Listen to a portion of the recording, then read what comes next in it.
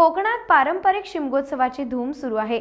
शिमगोत्सवादरम्यान देवीच्या पालखीसोबत खेळ काढण्याची प्रथा परंपरा खास करून जपली जाते। वेगवेगळ्या गावात वेगवेगळे प्रथा परंपरा शिमगोत्सवादरम्यान जपतात।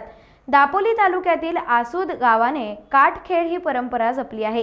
अंगात पुरुषाचा पांढरा शुभ्र सदरा, साडी नेसून डोक्यावर फेटा बांधून अर्धा पुरुष अर्धी स्त्री अशी वेशभूषा करून हातात टिपरी घेऊन पारंपरिक वाद्याच्या तालावर हा खेळ साजरा केला जातो।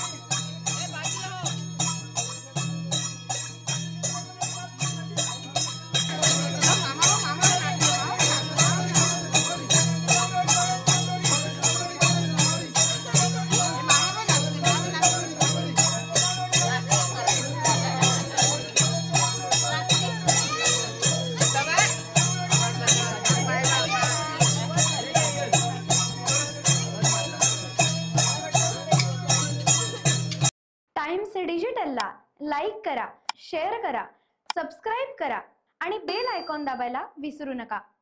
Times digital.